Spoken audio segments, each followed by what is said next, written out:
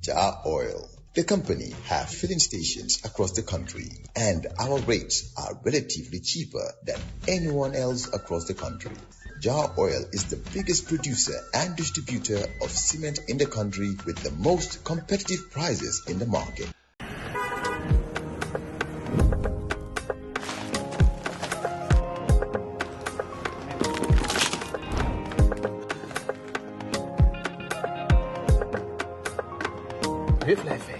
Sant Yàlla.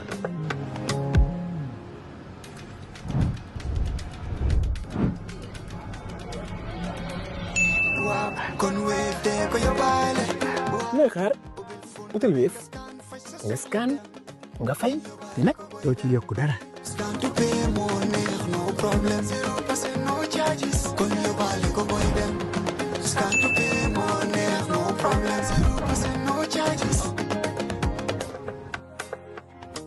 If you're an entrepreneur and your business is not yet registered, if you're looking to grow your registered business, or you're an accomplished professional, our Elevate program supports you with access to finance, access to markets, access to capacity building. Sign up now or refer a friend at ecobank.com/elevate. Elevate by EcoBank. A better way, a better Africa. Joining us now is Essa Faal. He is the leader of APP Sobeya, a seasoned lawyer and politician who has played a prominent role in Gambian public life. Known for his work as lead counsel at the Truth, Reconciliation and Reparations Commission, TRRC, Essa Faal has since stepped into frontline politics, championing accountability, reform, and citizen engagement. Today he comes to Coffee Time to share his views on coalition talks, the border crisis, the supplementary voter registration exercise, the appointment of the next Chief Justice, and what Essa likes to call President Barrow's roads. Essa, welcome back. Thank you, Peter. Thank you for having me. Coalition politics has shaped the Gambia since 2016. How do you assess the current state of coalition talks ahead of 2026? Thank you, Peter, for giving me yet another opportunity to speak to the Gambian people. This is very important. It gives us the platform, really, the biggest platform in the country. Thank you. To really share ideas with the people. So in today's program, if you would permit me, I would, use vernacular now and again. Oh, yeah, sure. Just to, so that absolutely. Expand the Only I won't be able to accompany you when you choose to go in Mandinka. Yes, but I would have to, as it is. So, because I would want to speak to... So, te Essa ne, ñu tege angale bi bor, def waxtaan bi ci olof ak soose. Ndax su ko defee ñu gën a bari ci réew mi xam li nga xam ne moo ko fi teg tey. Dëgg la. Essa seetlu nañ ne yéen ñi nekk opposition, yéen a ngee seet ni ngeen déggoo ba doon benn. Dëgg la. Mun a bëreek président Barrow ak moom it ñi mu àndal. Parce que nit ñi dañ dee fàtte ne président Barrow du moom kenn. moom it dafa am ñoo xam ne ñoo ñëw sotle si ko depuis moom dafa mel ni kii xeexi sot sax la dee def parce que 2016 coalition la woon moom ak ñeneen 2021 it noonu 2026 bi ñoo dugga nii ñi mu àndaloon 2021 ñu bari ci ñoom du ñëpp nag ñu bari ci ñoom ñu ngi séntu ne dinañ bokk ak moom xeex bii nii yéen gën a seet ni ngeen a déggooyee comme ni ñoom Barrow déggoo woon ba mun fee génnee Adama kii Yaya Jammeh waaw so seen waxtaan yoo noonu fu mu tollu tey parce que ñu ngi dégg yu bari waaw Peter waxtaan mu ngi am soo gisee Adama Barrow His Excellency mënoon a génnee Daniel Yaya Jammeh coalition a tax opposition parties yi ñoo decide to come together ñu tànn kenn ci ñoom jiital ko kooku génnee Yaya Jammeh in fact kiñ tànn sax was the person least expected ne moom la ñoo tànn ki ñëpp seen tuutoon in view of profile bi nga xam ne moom la am soo ko compare soo ko méngale ak ñeneen ñi nga xam ne ñoom la taxawaloon against dégg naa sax kenn ku ànd ak Adama Barrow fi mu nekk His Excellency di wax ne naka la fa ñeen na di nekkee gay xalaatuñ dara lu dul tànn Adama Barrow ñoom ñoo ko waxoon ne so kooku kenn yaakaaru toon ne Adama Barrow His Excellency olof dafa jàll mu ne léngoo neex rek waaye it koo bàyyi nag tam mu dema sa mbaga ku nekk def naa mbaga ku nekk def waaw soo fi mu ne ci loolu lañ nekka soo seetee Adama Barrow NPP nekkut ne NPP rek la in fact soo bàyyee xel defuma de count waaye nuru na ne moom sax mooy the biggest coalition parce que parti si ko support bari nañ but ñun ci nekk ci opposition bi suñ fi bëggee génnee Barrow li ci gën a yomba waxuma ne loolu rek moo mun a possible dama ne li ci gën a yomba mooy ñëpp ñu bokka establish one coalition tànn benn candidate ñu daaneel Adama Barrow waxtaan googu nag du yomba dégg nga ci ñeenay wax ne ñoom faaw ñoom ñooy jiitu dégg nga ci ñeena di wax ne dañ war a tànn benn parti boobu jiite waaye buñ tànn benn nit nañ tànn parti bi ku ci nekk rek yaa ngi ràcca tey sa kanam seet li nga xam ne moo la arrangé waaye fi mu nekk wax ji fi mu toll mooy nit ñi nag dinañ dem ci presse bi ku ci nekk wax lu la neex ku ci nekk wax li nga foog ne yee soo ko waxee it would convince the Gambian people te loolu sax mooy li am fi mu nekk façon bi wax bu nekkaa ngi feeñ fu nekk waaw this is some are making it a public campaign pour Gambian si accept ñoom seen position lii dafa war a nekk waxtaani biir nekk this is not a matter for public debate or xam nga at this stage parce que sax ñun dañ sign a code of conduct ci code of conduct bi wane nañ ne waruñoo sax nekk ci biti di attaquante ni ki di ŋàññanteeg yooyu ok man nag dégg naa pour forum yu bari dinañ dee tudda suma tur waaye man duma tudda tur kenn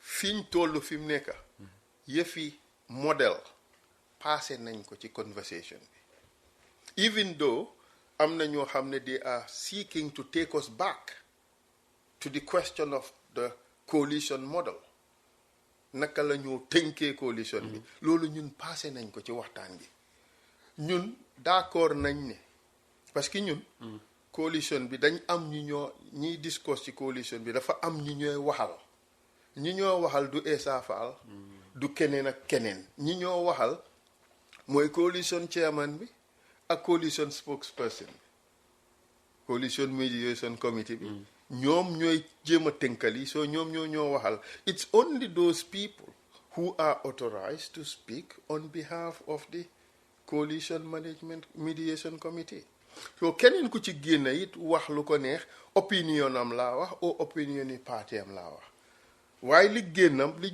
CMC feeñal loolu lañ war a jël as li autoritatif mooy li nga xam ne moom la coalition bi coalition lifin bi taxawal so CMC ñoom ana luñ feeñal CMC mooy ñi nga xam ne ñu ngi jéem a dox bennoo bi bugga mu am ci opposition waaw so CMC liñ génnee mooy ne ko yëfi modèle bi ñoo tànn nañ ko ba pare ne party led coalition ñi ci bokkal ne d'accorduñ ci loolu tegee nañ ko boor ñëpp liñ ëppa doole gi preponderant majority bi over 2/3 dañ d'accord ci ne dañoo am a candidate led coalition so looloo tax ñu ngi establish criteria bi nga xam ne moom la ñoo use pour tànn kan ñoo jiital kan la so yëfi party led loolu tegee nañ ko boor that's no longer on the table du ñàkk nag ñi nga xam ne bugga nañ party led dinañ bugg a indiwaat loolu ci conversation bi but there has to be finality. loolu su xewee naka ngeen a mujjee ñooñu da ngeen a daaxa ñooñu o ñoom ñooy génnal seen bopp. déet coalition bi daaxut kenn. The whole essence of. waaye comme neex tam nga génn.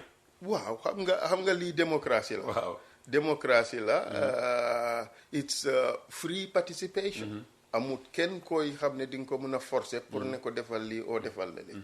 so li important mooy mbootaay gi ko seexa. d'accord nañ ne ñoom candidate leet la ñoo demee. mooy dañoo tànn ku leen doy ci seen biir. ñu jiital ko tànnuñ parti. te loolu sax. xewoon na fi 2016. waaw. Adama Barrow bañ ko tànnee. dafa bàyyi am pour bàyyi parteem nekk an independent person. nga xam ne te loolu moo gën a yomba. parce que li nga bañ mooy. nga jiital parti.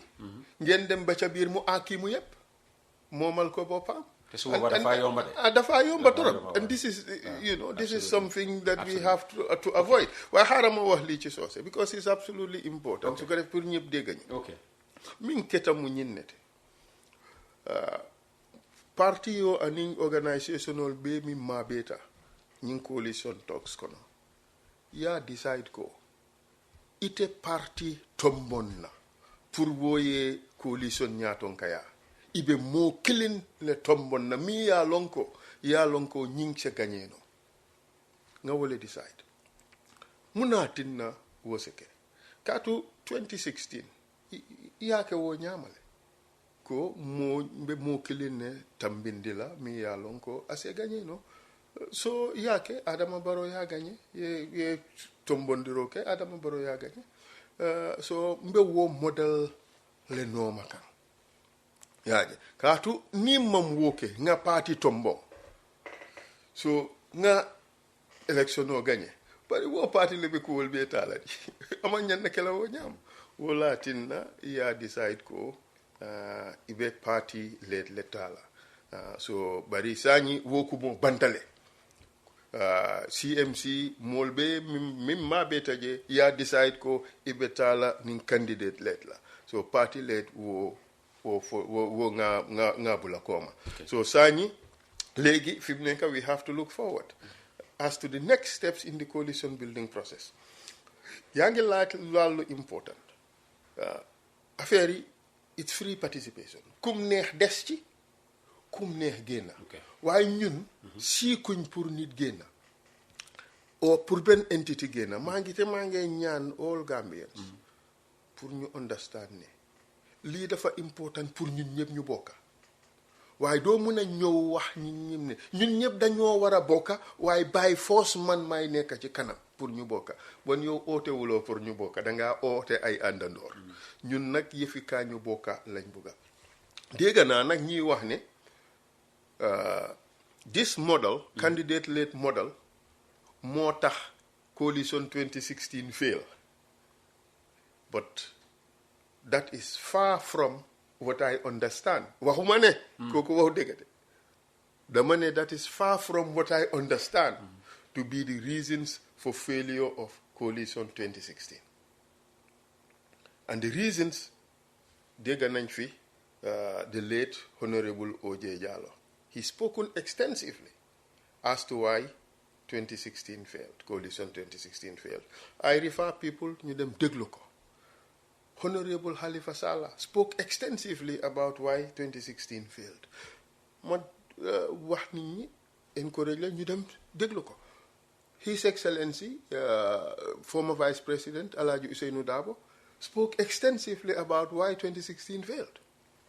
Na ko nit ñi déglu ci. ñi ñëpp benn wax ji lañ wax wala maa ngi ñëw ci loolu. Her Excellency Fatoumata Jallow Tambajang Rada spoke extensively about this. So na leen nit ñi déglu ji dinañ xam lan moo tax coalition ba fail.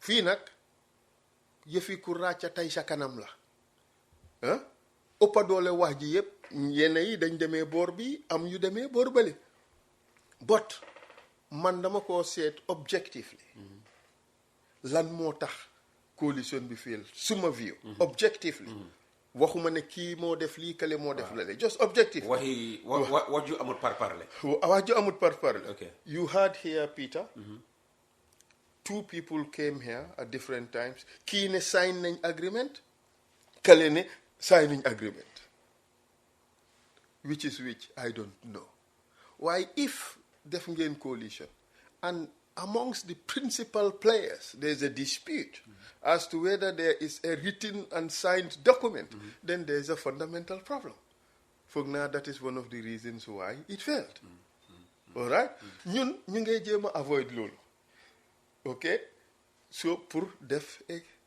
a framework agreement so mu ngi mel ni 2016 la ko fail loo nekkut the model it's the process understand process bi moo tax mu fail parce que process bi produce na a situation boo xam ne there are questions as to whether there is a coalition agreement or not loolu is one of the fundamental reasons tax mu fail another reason bu tax mu fail mooy reneging on agreed principles dellu gannaaw waaw dellu gannaaw gi xam nga dañ fi waxoon ne Barrow ñetti at rek laa saaf in fact moom si boppam at the eve of his inauguration moo wax ne ñetti at laa saaf génn ceeb lan na ko ci génnee ak ñena ko ci génnee loolu is one reason I just ask questions I didn't point to anybody dama ne rek loolu di Barrow génn ci 3 years yooyu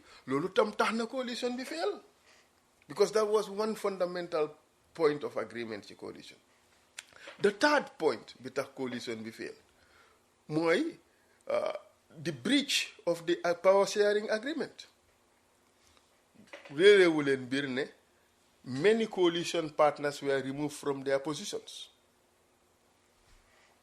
soo de àndee nit ne ñun ñëpp dañoo lëngoo ñun ñëpp ñu bokka ñu dem ba ca biir nga ne leen ma ne teggil sa loxo fi mu nekk li nga sa loxo bi nga teg suma kaw diis na li nga waroon a am sax doo ko amati xam nga loolu tas na mbir mi so these are objectives. so mu mel ni ki da ngeen jàngat ci yenn yi nga xam ne ñoo faxatal coalition 2016. waaw di jéem a moytu loolu noonu xew. fi mu nekk ñu ngi jéem a coalition 2026. waaw so therefore what I'm trying to say here is the model for the failure of coalition 2016 is not because of the model that was chosen.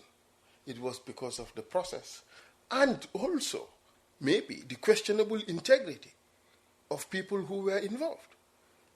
I say questionable simply because if people would agree something today and they later turn around to change it, it begs the question as to whether their word can be trusted. Okay, so we are now trying to avoid all those by making sure that we put in place concrete agreements which would obviate or try to obviate all these problems. And I hope that we will succeed in doing it. dinañ leen topp nag bàyyi leen xel politique bi moom ñoo moom la ba on the 5th of December. Inshallah. xëj na sax the next five years after that. Inshallah. parce que politique yi Gambia moom amul jamono. Inshallah. moom saa yu nekk rek ñu ngi ci. Inshallah. waaye am na yeneen xew-xew yoo xam ne rax na ci politique bi xëj na sax ba xaw ko ëppaagum doole parce que mbiri lii xew suñu diggante ak Sénégal ci border yi bordering Casamance specifically yéen politicians yi du ñàkk yéen a ko bàyyi xel naka la ko Essa Mbye Faal gisee. Peter nguur ak yore réew lu diis la soo ko beesee ci emotion oftentimes you make terrible mistakes. This should not be based on emotion. But it's a very emotive issue though. Because this is about who we are as a people. This is our sovereignty. So if anybody would impinge or attack or cause difficulty on our sovereignty, it is our collective responsibility as Gambians to stand up and protect and safeguard our sovereignty. loolu dëgg la ñun ñëpp dañ amoon obligation but on this particular occasion Gambia must be firm luñ moom la luñ moomut moomuñ ko but we have to be firm about that but in being firm and being reckless are different man I encourage firm but calm calculated and objective action. waaw ñu bari dinañ ne the press release bi nguur gi génnee satisfies all those qualities. It is possible. gisuloo press release bi. Firmness laa gisut ci nguur gi but tey gi in dealing with this issue I agree. Calmness in dealing with this issue I agree. Dal gi I agree with all that. But firmness is also important. Look, Gambians must realize that this is just the beginning. All right? Yeah. Oh, there would be more to come. Many more to come. Li ko waral mooy Gambia ak Senegal dañ maslaa lu bari suñ diggante because ñun ñoo bokk ndey a baay te noonu la war a demee ñun we cannot be separated. So whether we agree, whether we accept or not, we are so intertwined, we are so mixed, we are so together, that togetherness cannot be separated. Not by borderlines or any other thing. So we have to first accept that. So ñoo bokk thereby, so li ci rafet mooy ñu jàppoo nekk benn suñ problems ñu waxtaanee ko solve ko. And that is where the problem is. So kenn nag fogee ne mun naa génn jaay ci doole mu xejamal affaire bi so ñun yëfi jaayante doole boobu lañ war a moytu but these problems would continue. It's just like in a family you have inheritance kii ne man maa war a moom lii kële ne man la suma papa bàyyee lii kii ne loolu lii mayoon nañ ma ko bindaloon nañ ma so these problems would continue to happen fa moo happen yi je maritime boundaries fan la and this got to do with big things, resources. So this is going to be a major problem. There would come that day when all these things would be questioned. Li tax nag Sénégal di def li moo def ci xam nga xëj na diggante boo xam ne moom ak Gambie ñoo ko bokka xamuñ ko parce que Sénégal génnaagut wax waaye xam nga ñun ci yéen politicians ci yéen la ñoo wéeru ñu ngi wax ne Gambia ni ñu ko waxee ci anglais just happens to be the meat in the sandwich.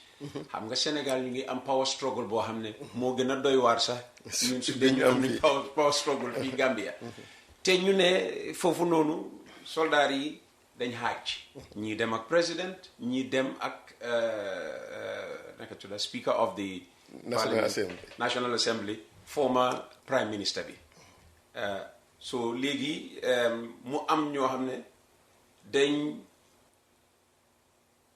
boole xëj na Gambia ne ñoom side bi la boor bi lañ àndu ñoo boor bale léegi boor bale nag instigate li le some of the things you're hearing is mooy the current head of the Senegalese armed forces may be aligned to Ousmane Sonko xam nañ ne Jomaay jóge na fi bu yàggut so ñu ngi gis ne Barrow ak Jomaaya ànda so léegi ñële nag understand nga di wone ne ñoom itam betee ñoom it am nañ doole biir Sénégal xam nga so yéen politicians yi nga xam ne da ngeen day am intelligence and all of that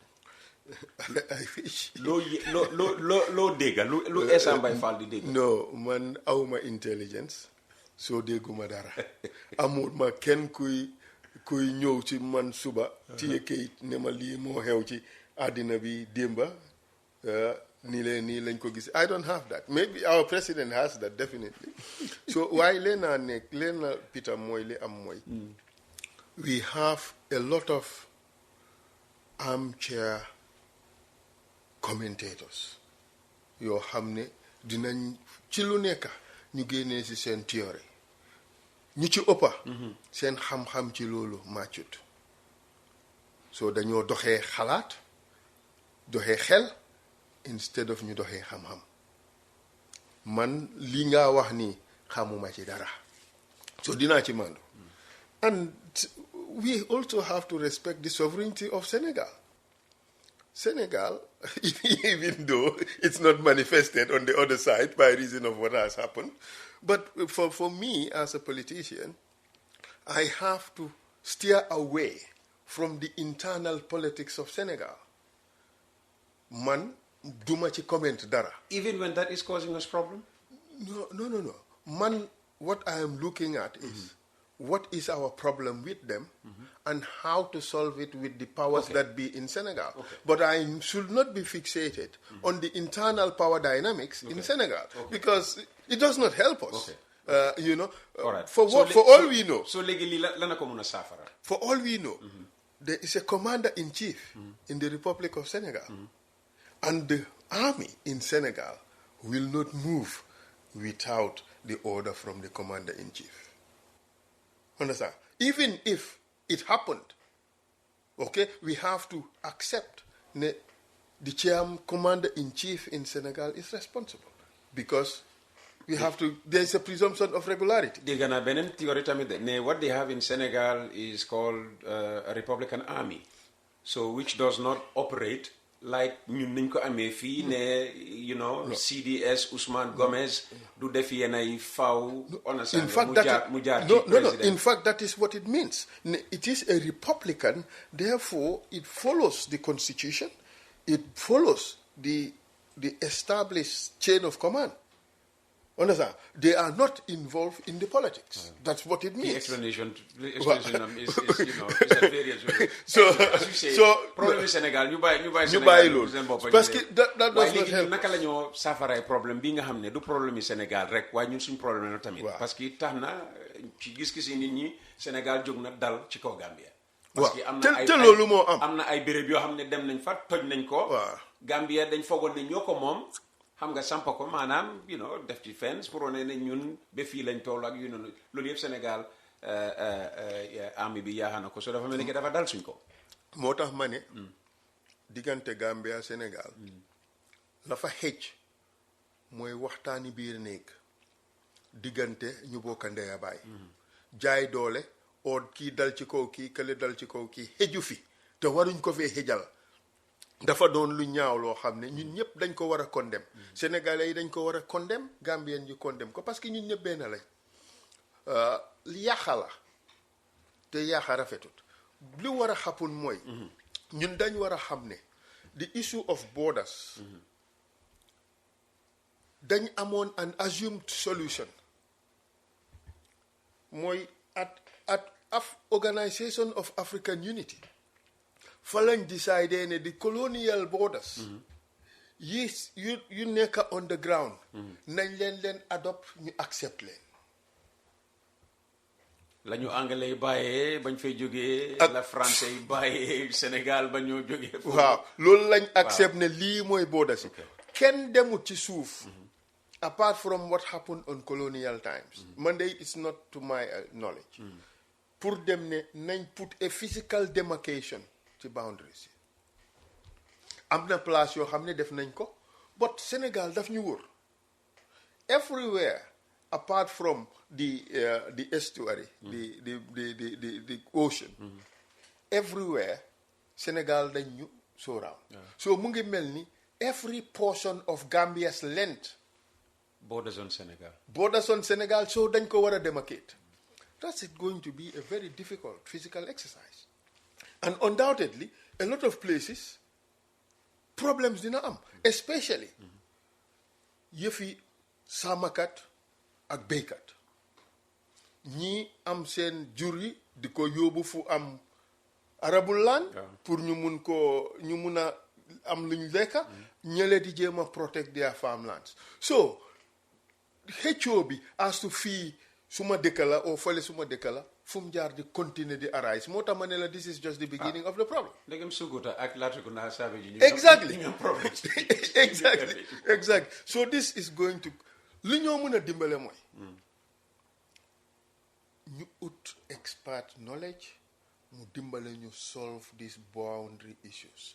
We have two options. One, ñu def a physical demarcation. So to do that, we need to have a boundary commission. We need a Trump to build a wall right. well soo sampee fii ñu ne la noodu foofu da nga encroach so but what we need is we need a serious process comprised of experts in international law, experts in GIS mapping, that is Geographic Information Systems, the mapping, and you know, people who are good in satellite imagery and things like that. So ko defee parce que fi mu nekk all these things could be mapped using technology. You see, so interface satellite imagery with GIS mappings, you would be able to plot exactly on the ground. But based on what rather? Wow, xam nga colonial demarcation bi fi amoon. But of course, that xam nga international law has established how you gain territory.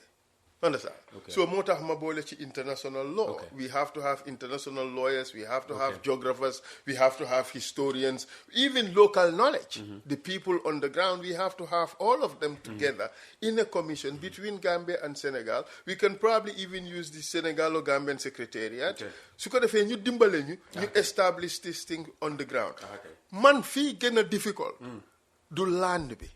Fu gën a difficult ci man is the maritime boundaries. Because that is the most important thing. Fala aleel ji nekk. te agaguñ foofu noonu.